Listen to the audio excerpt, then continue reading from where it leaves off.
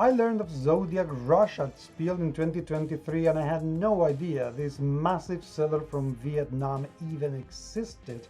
And it's a very good example of cross-pollination because this is based on a very successful anime and a very successful comic book. And now it's a very successful game.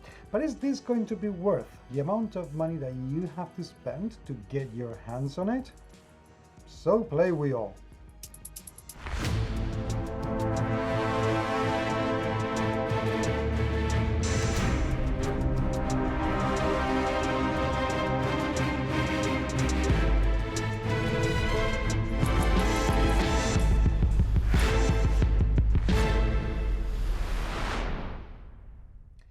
When I did my interview at Spiel, this game felt really chaotic and really good fun to play.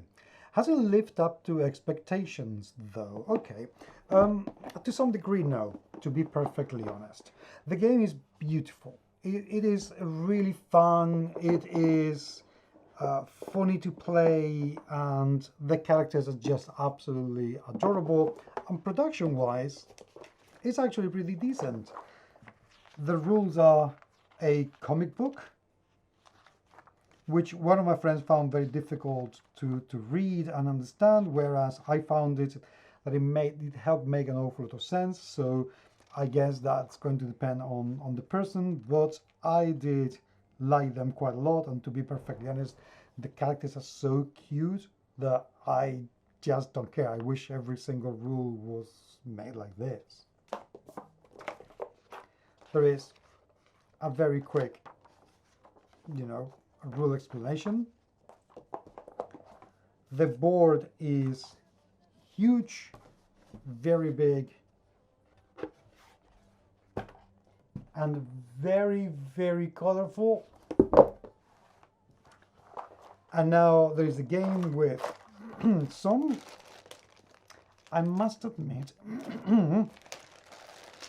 very creepy looking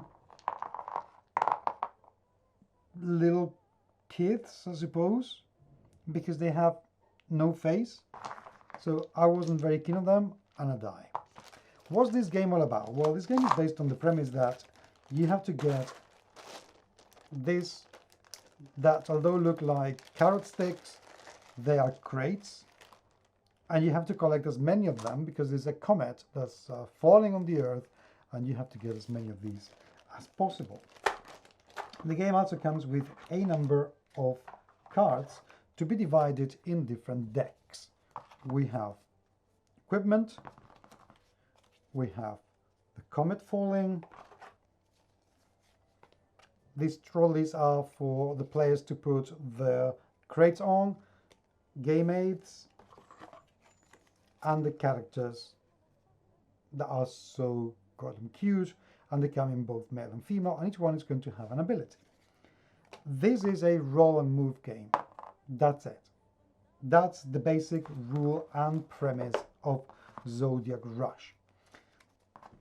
Each one of these is going to have a number of the crates that you're meant to be getting. And between them, there are going to be some tiles like explosion, 3 steps, go to school, lose 1 tile, that will give a little bit of variation. This is a game for up to, according to the Board Game Geek, up to 6 people. We played it 3 of us.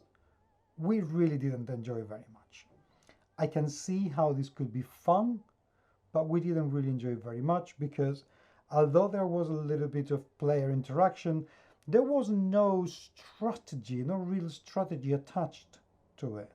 There was no possibility of creating combos. There wasn't really that much going on, and it felt very much like a more souped up version of Snakes and Ladders, because you can go from one place to another, and the difference between Snake and Ladders is that you can actually make another player go someplace else. This game relies an awful lot in messing up with other players. If you only have 2 players to mess up with, it's just not that fun. It's not that interesting, to be perfectly honest. Also, because there aren't that many people, we didn't feel that the comet falling and destroying many things, because every time that you get out an explosion card, one of these stores on the board is going to lose all the resources, that is, all the crates. We didn't see enough of that because we weren't enough people to actually make that worth it. We were just going for the crates and not messing up with anybody, pretty much. So it is not satisfying at 3 people. I can see how at 6 this could be good fun to play. But above all, I think this would be a very fun game to play for kids. Children of 8, 10 years old, 12 years old, 13 years old. I think they would enjoy this game quite a lot because it's quick, it's random, it's very chaotic. That's something else that we didn't like, that you roll a die, a 4, and you can only go one direction or the other direction, unless another player has a card that forces you to go in a specific direction that you may not want to go to fall on a tile that, you know, on a space that maybe you didn't want to fall into. That is the only time. It has a jail, in brackets jail, called school, and you cannot get out of there unless you have a card that allows you to get out, or you roll a 5 or a 6, which means, like it happened to one of my friends, that at some point he spent 3 rounds without being able to do anything at all, and that was decisive because then it would be completely impossible for him to catch up with the other 2 or 3 crates that my other friend and I had obtained. So 3 people, this game is not satisfying enough. It doesn't play well enough.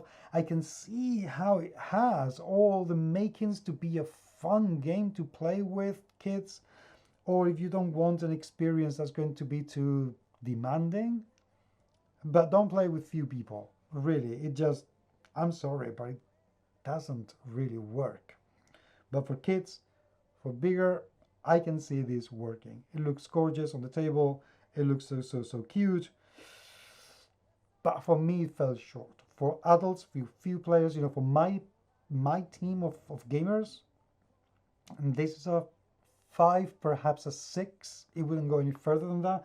Right now, it sits at 7.1 on the Board Game Geek, and the comments seem to be overwhelmingly positive. So maybe I'm being wrong.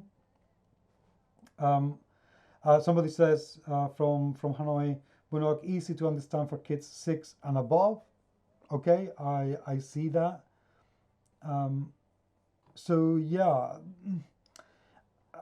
hit and miss. If you have kids and you want them to play something else, something a little bit more complex than Snakes and Ladders, this game certainly plays very well for that. But you need to have a lot of kids to play. Otherwise, they're just not, I don't think they're going to enjoy it. I didn't enjoy it with just 3 people. So there you go. I wish I could tell you better things about this game. I wanted to love it. I really wanted to love it. But unfortunately, I just found it mildly pleasing, and it's not one that I will be looking forward to play unless it's with a full 6 players, because it didn't leave me wanting more, which for me is necessary.